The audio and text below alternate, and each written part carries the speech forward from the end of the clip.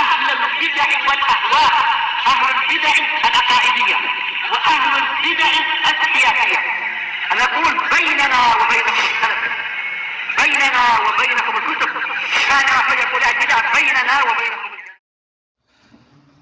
Bismillahirrahmanirrahim. Alhamdulillah wassalatu wassalamu ala Rasulillah wa ala alihi wa sahbihi wa man walah. Amma ba'd. Kita lanjutkan bacaan kita terhadap kitab Tamhidul Bidayah. Itu kitab pelajaran mustalah untuk para pemula yang masih merasa keberatan untuk memahami matan Al-Baiquniyah. Kita masih berada pada bab As-Sabi' wal Ishrun, bab yang ke-27. Ma'rifatu adabil muhaddis. Mengenal adab-adab seorang muhaddis yang menyampaikan hadis. Kemarin kesimpulannya, apakah disyaratkan orang yang menyampaikan hadis itu, apakah disyaratkan harus orang tua atau anak muda pun bisa, yang penting mapan ilmunya, kuat hafalannya. Nah, atau harus orang yang tua usianya? Bagaimana kesimpulannya kemarin? Harus enggak orang tua atau anak muda pun bisa? Anak muda pun bisa, patokannya bukan usia. Patokannya kemarin apa? Punya makanah fil ilm, punya kemapanan dalam masalah ilmunya. Jadi walaupun dia usianya masih belia, bisa dikatakan ABG, anak baru gede misalkan, paham ya? Itu pun kalau seandainya ilmunya mapan, boleh menyampaikan hadis. Paham ya? Contohnya siapa para sahabat kemarin? Di antaranya Abdullah Ibnu Abbas, usianya sekitar itu 14-15. Bisa dikatakan ABG kan? Usia yang belia, paham ya? Boleh menyampaikan selama mapan ilmunya. Enggak harus orang tua gitu, enggak harus. Paham belum maksudnya? Nah, barakallahu fikum. Itu kembali kesimpulannya. Kita lihat lagi berikutnya. Halaman 49, perhatikan baik-baik. Wa yanbaghi lil muhaddits al-imsak 'anil tahdits. Mari kita baca ini ya. Selayaknya bagi seorang muhaddis itu menahan diri untuk tidak menyampaikan hadis idza khasyya at-takhlid. Kalau dia khawatir tercampur hadisnya. Paham ya? Karena ada sebagian perawi yang dulunya thiqah dia.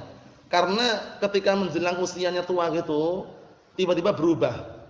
Nah, ikhtalata fi akhir umri. Di akhir umurnya dia berubah. Karena yang namanya orang tua kan seperti itu, lama-lama kan hafalan itu maklumatnya kan ada yang terlupakan. Sehingga seharusnya haddatsana Hamid, dia ucapan haddatsana apa? Mahmud, kan itu. Contohnya aja. Nah, atau disebutkan situ sebabnya karena buta atau yang semisalnya. Berikutnya, la yanbaghi lil muhaddits an yuhaddits bi hadrati man huwa aula minhu bidzalik. Masyaallah. Tidak boleh seorang muhaddis menyampaikan hadis di hadapan orang yang dia itu lebih pandai daripada dia. Oh ya, di hadapan seorang muhaddis yang dia ilmunya lebih tinggi. Ini pada asalnya. Wa illa, bagaimana ya wa illa? Selama yang disampaikan itu adalah benar, tidak perlu dia barakallahu fikum ragu atau takut. Mungkin dia nyodorkan terlebih dahulu. Maaf atau afwan ya Syekh, mungkin Syekh berkenan untuk menyampaikan hadis. Jika Syekh tidak berkenan, biar kami yang menyampaikan. Termasuk menghormati ya. Jadi seorang hadis itu selayaknya apa? Barakallahu fikum, dia menghormati orang yang lebih berilmu dari dia. Paham belum? Contohnya si A ini muhaddis berhadapan dengan si B. Si B ini bisa dikatakan syekhnya para muhaddisin. Berarti lebih tinggi enggak? Tingkatannya lebih tinggi. Nah, si A ini enggak layak menyampaikan hadis di hadapan si B gitu loh. Paham belum? Nah, kecuali setelah menyodorkan tadi, menawarkan penawaran. Maaf ya Syekh, mungkin kami akan menyampaikan hadis jika Syekh tidak barakallahu fikum bersedia menyampaikan hadis atau yang semisalnya. Mohon soal ini ya. Nah, karena Ibrahim wa-Sya'bi dahulu, Ibrahim wa-Sya'bi idza istama'a lam yatakallam Ibrahim bisyai'. Bayangkan. Ibrahim sama Sya'bi sama-sama imam, dua orang ini. Paham ya? Tapi dahulu ketika mereka berkumpul, Ibrahim enggak bicara sedikit pun di hadapan Sya'bi. Karena Sya'bi lebih berilmu. Sya'bi rahimahullah taala. Apa maksudnya ya? Nah. Wa zada ba'dhum, sebagian mereka menambahkan, fa kurihatir riwayah bi baladin fihi minal muhaddisin man huwa aula minhu.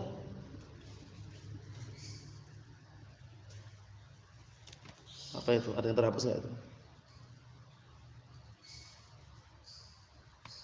Lisinnihi atau lisinnihi. Itu lamnya kurang panjang itu ya. Lisinnihi aw li ghairi dzalik.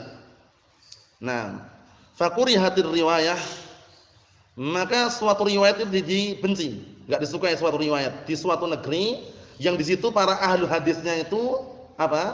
Lebih tinggi ilmunya. Nah, barakallahu fikum, lebih tinggi ilmunya, lebih tinggi usianya. Paham belum?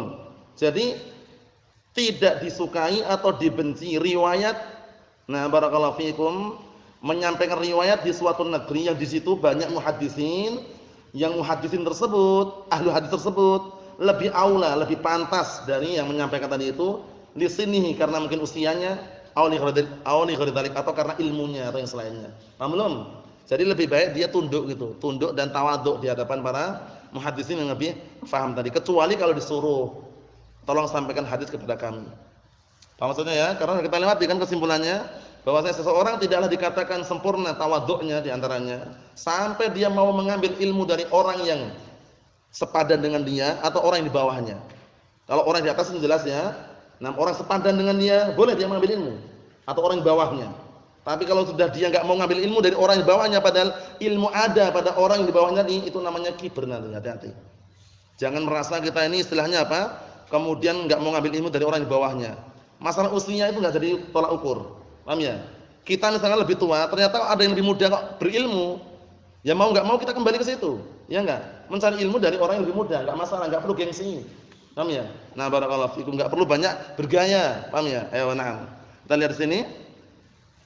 Wa yanbaghi lil muhaddits idza iltamasa minhu ma. Nah, barakallahu fikum. Ma ya'lamuhu 'inda ghairihi fi baladihi aw ghairihi bi isnadin a'la min isnadihi aw arjah min wajhin akhar an yurshidahu ilaihi fad-din an-nasihah. Masyaallah. Ini penting karena jarang sekali yang terjadi. Biasanya orang itu iri. Biasanya berbahaya penyakit iri ini. Jadi kata beliau, wa yanbaghi dan selayaknya lil muhaddits bagi seorang muhaddits idzal tamasa minhu ma nam ya'lamuhu 'inda ghairihi fi baladihi aw ghairihi. Perhatian penting ini ya. Selayaknya bagi seorang muhaddits apabila ada orang mencari hadis darinya dan dia tahu kalau hadis itu ada pada orang lain atau ada di negeri sebelah atau yang semisalnya dengan sanad yang lebih tinggi dari sanad dia atau dengan sanad yang lebih kuat daripada sanad dia, maka selayaknya muhaddits itu an yurshidahu ilaih, mengarahkan, afwan sanad kami lemah, kalau kamu mau mengambil hadis ini sanad lebih tinggi di negeri sepulan, Syam misalkan, di Baghdad misalkan. Jadi ngarahkan, bukan dia diam wahana merasa apa? Khawatirnya merasa tertandingi akhirnya apa? Diam. Itu keliru. Paham ya? Seorang muhaddits selayaknya kalau ada orang mencari hadis ke dia, kok dia enggak punya hadisnya itu ada di negeri sebelah, ada pada orang lain, dia mengarahkan. Ya akhi, antum pergi ke sana. Nah, setelah bukit itu ada lembah, setelah lembah bukit lagi, setelah bukit itu di situ ada pemukiman. Syekhnya di situ gitu loh. Diarahkan itu loh, bukan malah diam gitu. Paham belum? Nah, dia maksudnya karena dia merasa khawatir tertandingi, tersaingi, itu enggak boleh. Apa maksudnya itu? Ya na'am barakallahu fikum. Kalaulah seandainya sekarang zaman kita sekarang lah taruhlah. Antum bukan fannya dalam bidang nahwu misalkan. Ditanya masalah nahwu. Paham ya? Apa ini masalah ini? Bagaimana i'rabnya? Jangan karena merasa antum itu wah nanti anak khawatir direndahkan, kemudian antum tahu sebenarnya orang yang ahli nahwu itu ada di sana gitu loh. Paham ya? Contohnya gitu ya. Antum ngarahkan, antum kalau tanya masalah ini tanya pada si fulan. Syekh fulan atau ustaz fulan. Bukan karena antum gengsi, khawatir tertandingi akhirnya antum diam aja. Wallahu alam. Padahal antum tahu kalau ada orang lebih berilmu. Paham belum ini? Nah, contohnya antum ditanya masalah faraid, pembagian harta warisan.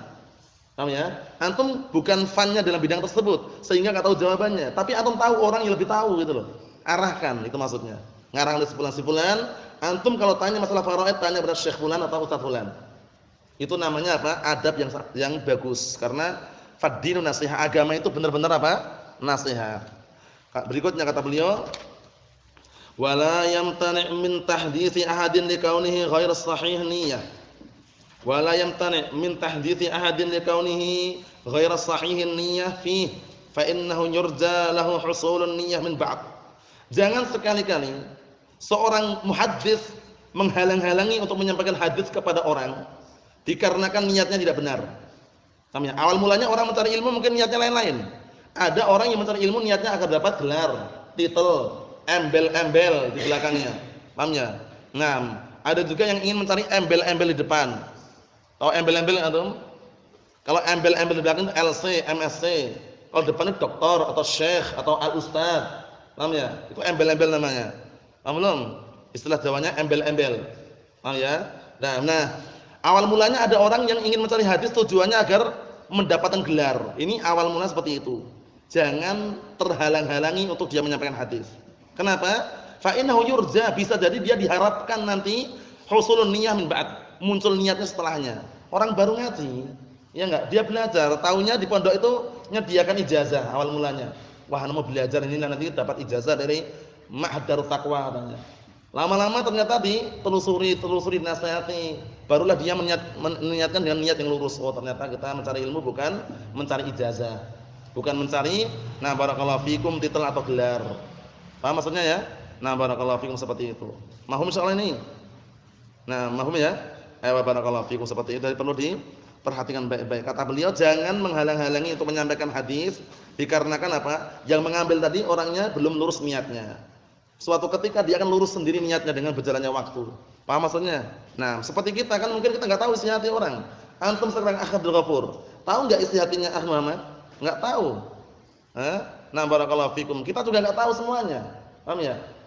Oleh karena itu yang namanya niat ini bisa berbolak-balik. Semula dia niatnya mencari ilmu untuk biar dapat gelar. Akhirnya dengan berjalannya waktu dia sadar bahwasanya tujuan mencari ilmu bukan mencari gelar. Luruslah niatnya. Paham ya? Itu seperti itu maksudnya. Qala Ma'mar, berkata Ma'mar, kana yuqal innar rajula yatlubu al-ilma li ghairillah fa aba 'alaihi al-'ilm hatta yakuna lillah azza wa jalla, masyaallah. Ma'mar berkata, dahulu sempat dikatakan ada orang yang dia itu mencari ilmu tujuannya bukan apa? Tujuannya untuk selain Allah taala. Ilmu itu akhirnya enggan untuk dimiliki gitu loh. Paham ya? Ilmu itu enggak mau, enggak masuk gitu loh. Hatta yakuna lillah, sampai benar-benar dia menjadikan untuk Allah taala atau karena Allah Subhanahu wa taala. Paham maksudnya ya? Barakallahu fikum wal yakun harisan ala nasrihi mubtaghiyan jazila ajrih, masyaallah. Hendaknya seseorang itu semangat di dalam menyampaikan ilmu dalam keadaan mengharapkan mulianya ganjaran pahala Allah Subhanahu wa taala. Bukan mencari gaji, bukan mencari amplop, fulus, bukan. Ini perlu antum perhatikan baik-baik. Suatu ketika antum berdakwah menyampaikan ilmu jangan semata-mata mencari apa? Fulus, mencari amplop, dakwah sebagai ladang untuk kerja, jangan. Kenapa kalau demikian? Karena pemikiran yang bahwasanya dia berdakwah ingin mencari amplop, fulus, itu nanti berbahaya sekali. Kalau muridnya cuma 1 orang, 2 orang, 3 orang enggak mau ngajar. Lah kenapa enggak mau ngajar? Baru 300.000.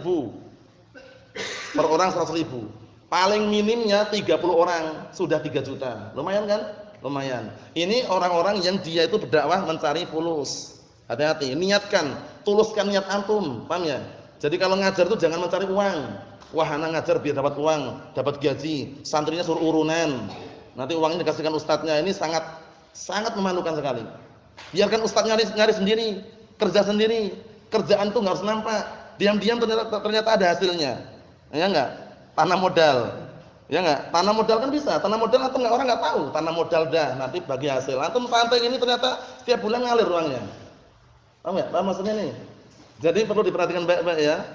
Jangan sekali-kali antum ngajar, berdakwah, menjadikan dakwah itu ladang bisnis. Paham ya? Atau sebagai tempat mencari uang, jangan. Itu sangat-sangat berbahaya.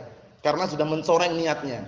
Paham ya? Sekarang kalau misalkan taruhlah barakallahu fikum seorang dai sudah masang tarif, karena ada masang tarif itu masang harga. Kalau luar Jawa itu paling minim ya 3 juta. Minim. Paling maksimal ya sebanyak-banyaknya. Paham ya? Itu masang tarif dia. Kalau enggak 3 juta enggak mau dia. Wah, kalau 3 juta siap anak terbang katanya. Sudah tiketnya dari sana, digratisin, pengen dapat amplop isinya 3 juta dari itu. Pasang tarif ini sangat berbahaya. Dai seperti ini bisa dikatakan apa? Mata dolar. Paham ya? Matanya bayangnya dolar, fulus, uang, itu enggak benar. Paham ya? Kalau berdakwah itu lillah. Kalau dikasih amplop, dikasih cuma-cuma tanpa atau mengharapkan, tanpa minta, boleh enggak terima? Enggak ada larangan. Enggak ada larangan. Jangan antum pura-pura enggak mau, enggak usah aja tapi tangannya gini-gini. Allah musta'an. Karena ada yang seperti itu modelnya. Paham ya? Dikasih, tafadhal Ustaz, ini ada sedikit amplop. Kata ustadznya, enggak usah aja. Enggak usah, tangannya enggak usah, tapi padahal maksudnya mau. Mending terus terang, jazakallahu khairan. Daripada dia pura-pura, enggak usah aja, tapi tangannya sambil gini-gini. Allah musta'an, itu enggak benar ya. Kalau dikasih tanpa antum minta, tanpa mengharapkan, itu halal. Hadisnya Umar bin Khattab itu kan sudah kita lewati. Tapi kalau berdakwah untuk menjadikan ladang dakwah sebagai bisnis untuk mencari fulus, jangan, hindari. Karena nanti ujung-ujungnya antum enggak mau ngajarin kalau orangnya sedikit. 3 orang, 4 orang enggak mau ngajar, baru 400.000. Paham ya? Karena per orang 100.000. Paling minim 30 orang, akhirnya terkumpul 3 juta. Kipas-kipas dia. Ngajar cuma 1/4 jam 3 juta, kipas-kipas ya. Allah musta'an. Ini perlu perhatikan baik-baik ya, karena ada yang seperti itu. Allah musta'an, sangat-sangat disayangkan. Nah, Allah musta'an. Akhirnya ustadznya malas, enggak mau kerja. Pengennya apa? Dikasih uang orang, pengennya memeras orang. Nah, dan hindari yang namanya urunan. Urunan pun kalau enggak terpaksa dengan urunan. Urunan untuk apa? Uangnya dikasihkan ustadznya, itu enggak benar juga. Paham ya? Biarkan ustadznya nyari uang sendiri. Kalau inisiatif per individu lain lagi urusannya. Paham ya? Para ulama telah membahas seputar itu tadi. Kesimpulannya apa kesimpulannya? Kesimpulannya yang terakhir tadi itu. Hendaknya orang itu semangat menyampaikan ilmu dalam rangka mengharapkan kemuliaan pahala dari Allah Subhanahu wa taala. Na'am. Jadi yang diharapkan itu kemuliaan pahala, bukan gaji, bukan uang. Antum jangan sampai mengira ketika ngajar seperti ini kemudian digaji ya. Paham ya? Jangan mengira seperti itu. Antum harus husnudzon, berbaik sangka. Paham ya? Nah, barakallahu fikum, tidak setiap orang yang diam duduk itu enggak punya kerjaan. Paham ya? Kerjaan itu ada yang nampak, ada yang diam-diam tapi dia menyerap. Menyerap itu maksudnya apa? Tanam modal tadi itu. Mungkin tanam modal, bisnis, dia santai tapi per bulan ngalir. Kelihatannya santai enggak?